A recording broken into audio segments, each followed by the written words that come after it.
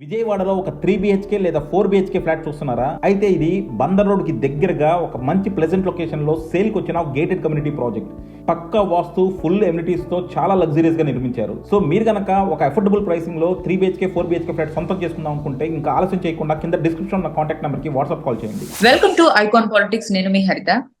అయితే నిన్న జరిగిన ఇష్యూలో అంటే జగన్మోహన్ రెడ్డి గారు తిరుపతి పర్యటన మీద అంత హడావిడి క్రియేట్ చేసి సడన్ గా మళ్ళీ వెనక్కి తగ్గడానికి కారణం ఏంటి, అసలు ఆయన మానసిక పరిస్థితి ఏంటి అనేది ఆ చాలా మంది చాలా రకాల అనాలిసిస్ చేస్తూనే ఉన్నారు. మరి ఈ అంశం మీద మన బాలకోటయ్య గారి అభిప్రాయం ఏంటో తెలుసుకునే ప్రయత్నం చేద్దాం. నమస్తే సార్. నమస్తే మేడం. సార్, నిన్న అంత హడావిడి క్రియేట్ చేసి వాళ్ళ శ్రేణుల్ని ఆ ఏమంటారు, వాళ్ళ శ్రేణుల్ని అప్రమత్తం చేసి మరి ఆయన తిరుమల తిరుపతి దేవస్థానానికి వెళ్ళి అక్కడి నుంచి కాలినడకన శ్రీవారిని దర్శించుకుంటానని చెప్పి డిక్లరేషన్ ఇస్తారా ఇవ్వరా అని చెప్పి సర్వత్రా చర్చనీయాంశంగా మారిన తర్వాత ఆయన సడన్ గా పర్యటన ఎందుకు ఆపేసుకోవాల్సి వచ్చింది సార్? భయపడ్డారంటారా? తారిక గారు, జగన్మోహన్ రెడ్డి గారు ఎందుకు భయపడతాడు? మరి ఎందుకనే ప్లాన్ చేస్తున్నారు ఆయన? జగన్మోహన్ రెడ్డి గారు భయపడ్డాడు. జగన్మోహన్ రెడ్డి గారిని చూసి మనమే భయపడాలి. అంతేనంటారా? ఉండ యథార్థం అదే. ఇప్పుడు ఏదో మాట కోసం, రాజకీయం కోసం జగన్మోహన్ రెడ్డి గారు పారిపోయిండు, ఊరికి పోయిండు, భయపడిపోయిండు, గదగద వణికిపోయిండు అని మనం రాజకీయ పార్టీ నాయకుల్లాగా మాట్లాడలేములే కానీ, మీరు అడిగిన ప్రశ్నకు ఓ 3 మాటలు హారిక గారు. మొదటి మాట ఏంటంటే, అసలు జగన్మోహన్ రెడ్డి గారు తిరుపతి దర్శనానికి వెళ్ళాడా, తిరుపతి దండయాత్ర పోయాడా? ఇక్కడ క్లారిటీ రావాలి. ఆయన వెళ్ళిన తీరును చూస్తే భగవంతుడి దగ్గరికి వెళ్తున్న దర్శన పద్ధతి కనిపించిందా, దండయాత్ర పద్ధతి కనిపించిందా? ఒక పంతం పట్టినట్టు, నన్ను మీరు గుడికి ఎందుకు వెళ్ళనివ్వరు, డిక్లరేషన్ మీద నేను సంతకం పెట్టను, పెట్టకపోయినా కూడా నేను గుడికి వెళ్ళి తీరతాను అని ఒక రుబాబుగిరి చేసినట్టు, ఒక రౌడీయిజం చేసినట్టుగా లేదు. నిజానికి నాకు అనిపించింది ఏంటంటే, జగన్నాథుని కొండ పైన జగనాసురుడి యొక్క దండయాత్రలాగా అనిపించింది. భగవంతుడి దగ్గరికి వెళ్తున్నప్పుడు నిజంగా నీకు భగవంతుడి మీద ప్రేమ ఉంటే కొన్ని కోట్ల మంది వెళ్తున్నారు భక్తులు. భగవంతుడి దగ్గరికి వెళ్ళే విధానం వేరు, ఆ వినమ్రత వేరు. అయినా టీటీడీ ఏమడిగింది మేడం? టీటీడీ ఏమడిగిందంటే, అన్ని మతస్థులు స్వామివారి దగ్గరికి వెళ్ళినప్పుడు డిక్లరేషన్ ఇవ్వాలి, ఇచ్చి కొండ మీదకి వెళ్ళాలని టీటీడీ అడిగింది. ఇక్కడ డిక్లరేషన్ అంటే అర్థం ఏంటంటే, స్వామి నీ మీద నాకు నమ్మకం ఉంది, మీరంటే నాకు గౌరవం ఉంది, భక్తి ఉంది అని చెప్పటం అంతే తప్ప మన ఆస్తిపాస్తులు రాసివ్వటం కాదు. జగన్మోహన్ రెడ్డి గారి ఆస్తులు టీటీడీ దేవస్థానానికి రాయటం అని అర్థం కాదు. అయ్యో నా డబ్బులు మాకు పోతున్నాయి అని అనుకోవటానికి. లేదా ఆయన ఆస్తిలో వాటా రాసి ఇవ్వటం కూడా కాదు, విరాళాలు ఇవ్వటం కూడా కాదు. కేవలం నమ్మకం ఉందని చెప్పటం. అది తిరుపతి తిరుమల దేవస్థానంలో ఉన్న ఆచారం. ఒక్కొక్క గుడికి హిందూ ధర్మంలో ఒక్కొక్క ఆచారం ఉంటుంది. మీరు శబరిమల వెళ్ళండి మాలధారణ కోసం, అక్కడ ఒక ఆచారం ఉంటుంది. ఇంకో దేవాలయంలో అంగవస్త్రాలు కడతారు, ఇంకో దేవాలయంలో పలానా నల్ల బట్టలు వేస్తారు. అవి ఆచారాలు. అంటే ఒక చారిత్రాత్మకమైన దేవాలయాలలో అనాదిగా వస్తున్న ఆచారాలు. ఆ ఆచారాలను గౌరవించడం అనేది హిందూ సాంప్రదాయం. అది ఒక జగన్మోహన్ రెడ్డే కాదు, ఎవరున్నా కూడా గౌరవించాలి. ఈయన నిన్న డిక్లరేషన్ మీద సంతకం పెట్టాల్సి వస్తుందని చెప్పేసానని తిరిగి సాయంత్రం ఇంటికి రానివ్వరు. లడ్డూలో కల్తీ జరగల. కల్తీ జరిగినప్పుడు చెప్పాల్సిన బాధ్యత ఏంటి? ఒక మాజీ ముఖ్యమంత్రి, ఆయన సాదాసీదా వ్యక్తి కాదు కదా. 5 ఏళ్ళు పరిపాలన. ఆయన ఏం చెప్పాలి? నా పరిపాలన ఎలాంటి కల్తీ లేదయ్యా, మీకు చేతైతే విచారణ చేసుకోండి, నిరూపించుకోండి, నేను దేనికైనా సిద్ధం అని చెప్పాలి. అలా చెప్పుకోకుండా ఆయన ప్రాయచిత్త యాత్రలు చేయటం, ఆయన ఆరాధనలు చేయటం. నిన్న మాట విన్నారో లేదో, ఈ ఈ పాలిచ్చిన ఆవులంట నాసి రకం మేత తిన్నాయంట. ఆ. కాబట్టి ఆ పాలు నాణ్యత లోపడిందంట. ఇప్పుడు ఎంత ఎంత నవ్వులాటగా ఉందంటే, అంటే ఆవులు నాసి రకం మేత తింటే నాసి రకం పాలు వస్తే అది ఫ్యాట్గా మారింది, అదే ఉమ్, ల్యాబ్ రిపోర్ట్ ఇచ్చింది. ఏం చేసిందే నాసి రకం పరిపాలన. ఉమ్, నేను ఒక మాట చెప్తున్నాను మేడం. ఇదిగో నా పేరు కూడా Balakotaiah. Um, my name is Balakotaiah, son of Saravaiah. I am also Hindu. Um, మా నాన్నగారికి నలుగురు ఆడబిడ్డలు పుట్టిన తర్వాత మగ ఉమ్, సంతానం లేదని కోటప్ప కొండకెళ్ళి ఉమ్, త్రికూటేశ్వరుని ప్రార్థించుకుంటే ఉమ్, నేను పుట్టాను. ఉమ్, ఆ సందర్భంగా ఆయన తలనీలాలు ఇస్తాను అని చెప్పేసి అంటే ఆయన తలనీలాలు ఇవ్వలేకపోతే, ఉమ్, పెద్ద అయిన తర్వాత నా చదువు పూర్తయిన తర్వాత నేను మా నాన్నగారి మీద గౌరవం, కోటప్ప కొండ మీద ఉన్న గౌరవంతో నేను వెళ్ళి తలనీలాలు ఇచ్చి వచ్చాను. ఉమ్, ఇప్పుడు భగవంతుని ప్రార్థించాలా లేదా అనేది నీ చిత్తం. అది ఉమ్, ఎవరో బెత్తం తీసుకొని చెప్పరు. డిక్లరేషన్ మీద సంతకం పెడితే జగన్మోహన్ రెడ్డి గారికే గౌరవం, ఉమ్. అది భగవంతునికి కాదు. నేను ఒక మాట అడుగుతాను హారిక గారు, చెప్పులు వేసుకొని ఇంట్లోకి వెళ్తారా, చెప్పులు ఇప్పి ఇంట్లోకి వెళ్తారా? చెప్పులు ఇప్పే వెళ్తాం సార్. రోడ్డుకి ఎడం పక్క నడుస్తారా, కుడి పక్క నడుస్తారా? ఎడం పక్కే నడుస్తాం. ఒక విఐపిని కలిసేటప్పుడు సెక్యూరిటీ వాళ్ళు చెక్ చేస్తారా, చెక్ చేయకుండానే వదిలేస్తారా? Sir sir. తాడేపల్లి ప్యాలెస్కి ఎందుకు చెకింగ్ పెట్టాడని అన్ని గేట్లు బార్కెట్లు జగన్మోహన్ రెడ్డి గారు? డైరెక్ట్ గా పోవచ్చుగా జనమంతా. ఉమ్, అవి నిబంధనలు, అవి నిబంధనలు. నేను బెంగళూరులో రామోజీరావు గారి సంస్థాన సభ జరుగుతున్నప్పుడు కర్ణాటక మంత్రి ఆ ఉమ్, సభకు వచ్చాడు. 70 సంవత్సరాలు పెద్ద ఆయన. అందరం అక్కడ ఉంటే నివాళులు అర్పిస్తుంటే, పువ్వులు వేస్తుంటే ఆ నిర్వాహకులు మంత్రి గారిని అన్నారు, సార్ చెప్పులు బూట్లు ఇప్పండి అని. 70 సంవత్సరాలు ఆయన బూట్లు ఇప్పి పూలమాలాంకృతం చేశాం రామోజీరావు గారి చిత్రపటాన్ని. మేడం, చిత్రపటాన్ని ఇక్కడ. ఉమ్. మరి దేవదేవుని దగ్గరికి వెళ్తున్నప్పుడు నిబంధనలు పాటించనంటే ఎట్ట మేడం? దీన్ని నిజానికి ఏంటంటే చంద్రబాబు నాయుడు గారు రాజకీయం చేయడంలా జగన్మోహన్ రెడ్డి గారు రాజకీయం చేసే ప్రయత్నం చేస్తుంది. నిన్న చంద్రబాబు నాయుడు గారు కూడా మాట చెప్పారు. ఇంకొక ఎవరు అంశం, జగన్? ఒక విషయం ఏంటంటే, ఒక్క మాట చంద్రబాబు నాయుడు గారు ఏం చెప్పిండంటే, జగన్మోహన్ రెడ్డి గారు మిమ్మల్ని గుళ్ళోకి రానివ్వని చెప్పి మేము అన్నామా? ఉమ్, కొన్ని టీటీడీ దేవస్థానం అన్నదా? ఉమ్, అలా నోటీస్ ఇచ్చిందా? ఉమ్, అన్ని డొక్క తిరుగుడు సమాధానాలు. నేను ఒక మాట చెప్తాను హారిక గారు, ఉమ్, నా నోట్లో మీరు వేలు పెడితే ఉమ్, మీ కంట్లో నేను ఏలు పెడతాను అన్నట్టుగా ఉంది. ఉమ్, ఎక్కడ చంద్రబాబు నాయుడు గారు ఈ యొక్క లడ్డూకు సంబంధించి దేవస్థానం మీద జరిగిన అపవిత్రం జరిగిందన్న మాట చెప్తున్నాడు కాబట్టి ఆ నిందలో ఈయన ఇరుక్కుపోతాడని చెప్పేసానని ఈయన ఉమ్, రాజకీయం చేయటంతో పాటు ఇంకా ప్రధానమైన తప్పిదం ఏంటంటే, నన్నే గుళ్ళోకి రాని లేదు, దళితులను ఎలా మీరు రాణిస్తారని చెప్పి పెద్ద బండరాయి వేశాడు ఉమ్, మా దళిత సమాజం మీద. ఉమ్, కానీ గుళ్ళోకి వెళ్ళటానికి ఎవరు అనుమతి అక్కర్లా, దళితులకి అక్కర్లా, మరో సామాజిక వర్గానికి అక్కర్లా. ఉమ్, ఆ దేవదేవుని నమ్మే వాళ్ళు వెళ్తారు. చర్చి అయితే చర్చికి వెళ్తారు, మసీద్ అయితే మసీద్కి వెళ్తారు, హిందూ ఆలయం అయితే హిందూ ఆలయం. అది ఇలా మమ్మల్ని కూడా అడ్డం పెట్టుకునే ప్రయత్నం చేశారు. కాబట్టి జగన్మోహన్ రెడ్డి గారు, అందుకని నేను చెప్తానుగా మేడం, జగన్మోహన్ రెడ్డి గారి చాలా వింత పోకడ.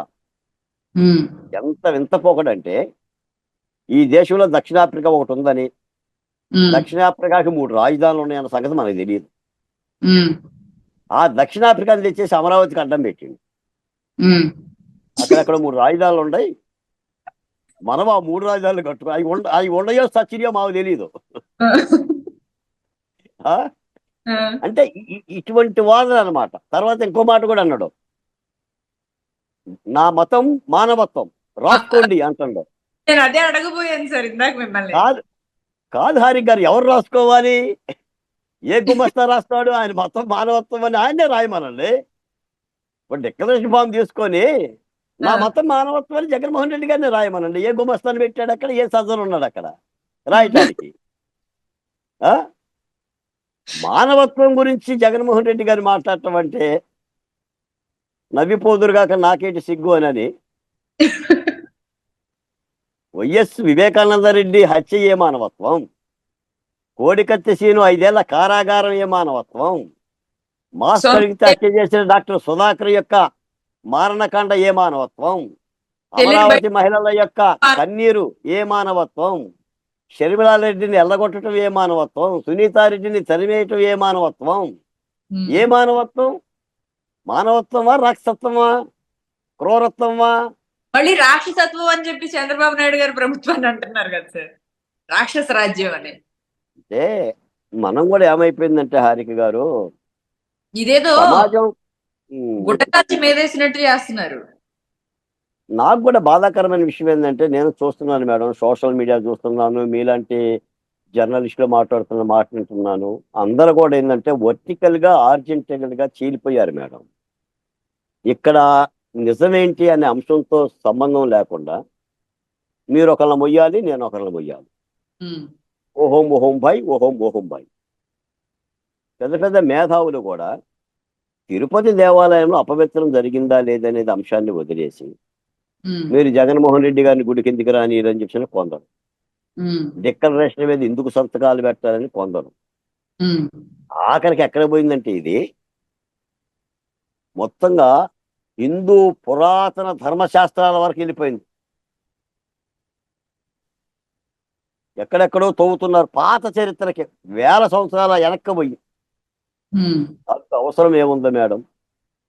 ఇప్పుడు తిరుపతిలో ఎలాంటి నిబంధనలు ఈయన పాటించాల జగన్మోహన్ రెడ్డి గారు, దాన్ని అపవిత్రం చేసిన మాట యథార్థం. ఇంకో మాట అన్నాడు జగన్మోహన్ రెడ్డి గారు, నేను పాదయాత్ర చేస్తున్నప్పుడు తిరుపతి వెంకన్న దర్శనానికి వెళ్ళి పాదయాత్ర మొదలుపెట్టాను, పాదయాత్ర పూర్తి చేసుకొని తిరుపతి వెంకన్న దగ్గరికి వెళ్ళాను, అప్పుడు మీరు అనుమతించారు కదా, ఇప్పుడు మీరు ఎందుకు అనుమతించరు అని అంటాడు ఆయన. మీరు డిక్లరేషన్ మీద సంతకం పెట్టి వెళ్ళాలన్నది మీ ధర్మం. అది అనుమతించారా అనుమతించలేదా ఈ రోజున పెద్ద ఎత్తున వివాదం అయ్యింది. ఇప్పుడు అబ్దుల్ కలాం లాంటి వాళ్ళు, ఫరూక్ లాంటి కాశ్మీర్ ముఖ్యమంత్రి ఫరూక్ లాంటి వాళ్ళు, సోనియా గాంధీ లాంటి వాళ్ళు కూడా డిక్లరేషన్ మీద పెట్టి సంతకం పెట్టినప్పుడు, దేవ దర్శనానికి వెళ్తున్నప్పుడు దాన్ని వివాదం చేయాల్సిన అవసరం ఏంటి? పంతం ఏంటి? కాబట్టి ఎక్కడ హిందూ మనోభావాలు దెబ్బతింటాయని, హిందువుల ఓట్లు గల్లంతవుతాయని కంగారు పడిపోయి చేసిన కార్యక్రమం ఆఖరికి వెరసి ఈ రోజు ఏంటంటే వాళ్ళ పార్టీ శ్రేణుల్ని అన్ని ఆలయాలకు వెళ్ళి పూజలు చేయమన్నాడు. ఈయన బెంగళూరు పోయి అసలు ప్రాయశ్చిత్తం చేయాల్సింది ఆయన కదా, కార్యకర్తలు కాదుగా. పాపం వాళ్ళు ఏం చేశారు? వాళ్ళందరూ డిక్లరేషన్ మీద సంతకం పెట్టొద్దు జగన్మోహన్ రెడ్డి గారు అని చెప్పారా ఏంటి? అందుకని ఒక దుర్మార్గమైన వైఖరి. దీన్ని సమాజం అర్థం చేసుకోవాలి. పైగా అంటే ఇంకో మాట ఏంటంటే, ఇందులో ఇది ఒక మతాన్ని ద్వేషించడం కాదు. తిరుపతి దేవస్థానం డిక్లరేషన్ మీద సంతకం పెట్టమంటే క్రిస్టియన్ని అవమానించడం కాదు, ఆక్షేపించడం కాదు. అలాగని మైనార్టీలను అవమానించడం కాదు, ఆక్షేపించడం కాదు. ఆ భగవంతుని నిబంధన పాటించమంటున్నాం. మీకు మసీదుకి వెళ్ళినప్పుడు ఉన్న నిబంధనలో, చర్చికి వచ్చిన నిబంధనలో వాటిని పాటించాలి. మీకు చర్చి పోపు గారు ఉంటాడు, పోపు గారి ఆలయం కానీ, పాలస్తీనాలో సంబంధించిన ఆలయాలు కానీ, పెద్ద పెద్ద ఆలయాలు ఆ నిబంధనలు పాటించాలి. అది ఏ మతమైనా సరే. వాటిని అన్ని వదిలేసేసి రాజకీయం చేసి చూస్తున్నారు. కాబట్టి కొంత కలతే. నీకు ఇంకో మాట కూడా చెప్తాను హారిక్ గారు, నిన్న గనక ఏదన్నా కుట్ర చేసి మళ్ళీ జగన్మోహన్ రెడ్డి గారు ఏ గులకరాయో ఏ కోడికత్తో తిరుపతిలో వేయించుకున్నాడు అనుకోండి, ఆయనే కార్యకర్తలు పెట్టుకొని, పరిస్థితి ఏంటి? ఎంత అల్లకొల్లం జరిగింది. నీకు మతము కులము ఉరిగడ్డి వాములు కదా, తగలబట్టం అనేది జరిగితే ఆగుతుందమంట. ఒక సున్నితమైన అంశాలు కదా. భగవంతుడితో రాజకీయాలు చేయొచ్చా జగన్మోహన్ రెడ్డి గారు? ఇంత జరిగినా ఇంకా తెలియలేదంటారా ఆయనకి? ఆయనకు కావాల్సింది అన్నం నీళ్లు రెండు కూడా రాజకీయం. ఆయనకి విద్వేషాలే. నిజంగా ఏదైనా జరిగి ఉన్నట్టయితే, తిరుపతిలో ఏదైనా ఘర్షణ జరిగి ఉన్నట్టయితే పరిస్థితి ఏంటి హారిక్ గారు? నేను అడుగుతున్నాను. జగన్మోహన్ రెడ్డి గారి మీద ఎవడో దేవదేవుని యొక్క భక్తుడు రాయేశాడు అనుకోండి, దేవుని మీద భక్తితో ఏమనేవాడు? ప్రభుత్వం ఇచ్చిందనేవాడు కదా, ఖచ్చితంగా. ఒక వర్గాన్ని చీల్చేవాడు కదా, దాన్ని ఒక ఆ, దాడిగా చిత్రీకరించేవాడు కదా. నేను ఒక మాట అడుగుతాను హారి గారు, ఇప్పటికి కూడా మీరు వైసీపీ నాయకులు ఎవరన్నా మీ డిబేట్కి వస్తే వైఎస్ వివేకానంద రెడ్డిని ఎవరు చంపారని అడగండి, వాళ్ళు ఇప్పటికీ చంద్రబాబు నాయుడు చెప్తారు. ఇప్పటికి ఆ మాటే చెప్తారు మేడం. అంటే ఉమ్. ఎంత అబద్ధం అంటే అబద్ధం కూడా సిగ్గుపడి పారిపోతుంది వాళ్ళ మాటలు వింటే. అసలు ఎంత నిజంలాగా కాన్ఫిడెంట్ గా చెప్తారు సార్. మళ్ళీ వాళ్ళందరికీ ఒక ట్రైనింగ్ ఇచ్చున్నారేమో ఆయన. అబద్ధం కూడా ఏమనుకుంటుందంటే, ఇంత మహానుభావ అబద్ధాలు ఆడే వాళ్ళు ఇక్కడ ఉండంగా ఉమ్. మనం ఈ రాష్ట్రంలో ఉండనక్కర్లేదు, వేరే రాష్ట్రం చూసుకుందని పారిపోద్దని. ఉమ్. అలాంటి అబద్ధాల పునాదుల మీద బతికిందే వైసీపీ పార్టీ. జగన్మోహన్ రెడ్డి గారు 5 ఏళ్ళు చేసింది అబద్ధాలే. కాబట్టి హిందూ సమాజం కానీ, ఇతర సామాజిక వర్గాలు కానీ, ఇతర సామాజిక మతాల సమాజం కానీ అర్థం చేసుకోవాలి. జగన్మోహన్ రెడ్డి గారిని మోసే మేధావులు కూడా అర్థం చేసుకోవాలి. సమాజం పట్ల కుట్రలు పెట్టమాకండి. సనాతన ధర్మం అంటని, సనాతన ధర్మం మనం పుట్టక ముందు ఉన్న సనాతన ధర్మాన్ని తెస్తున్నారు మేడం.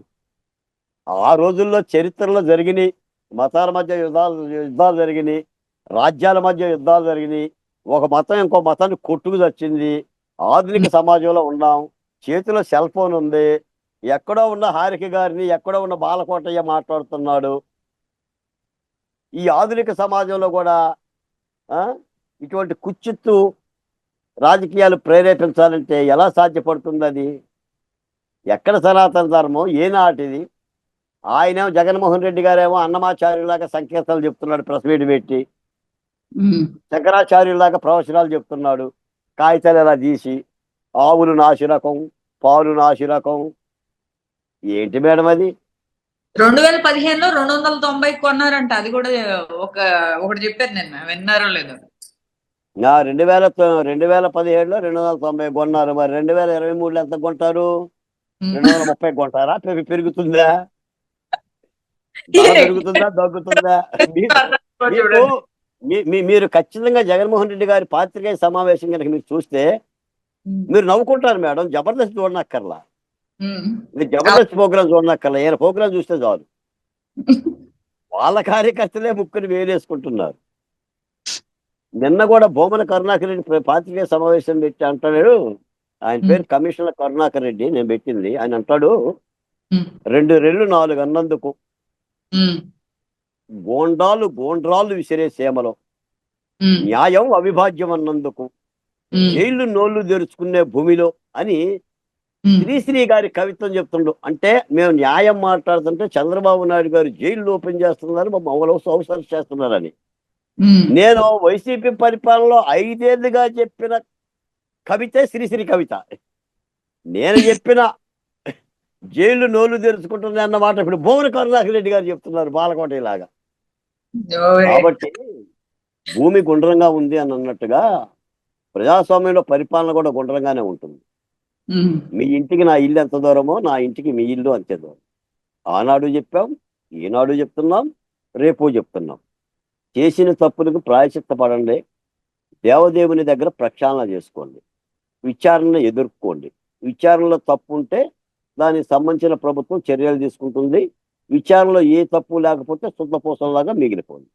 అంతగా తప్ప మతాన్ని, ఈ యొక్క లడ్డు వివాదాన్ని రాజకీయాలు చేస్తున్న అవసరం అయితే వైసీపీ పార్టీకి లేదని చెప్తున్నాను.